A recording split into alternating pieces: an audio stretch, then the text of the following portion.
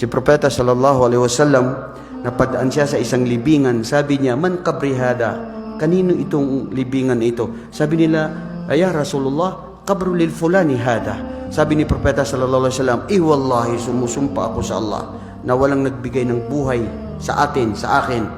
Ang taong yan, kung makagising siya, 2 rak'a na sunnah, igugol niya, ay mas gugustuhin niya, mas ihilingin niya sa Allah, mas matimbang sa kanya na mabuhay muli na para lang magsagawa ng 2 rak'a na sunnah kaysa sa mundo at lahat ng napapaloob sa mundo.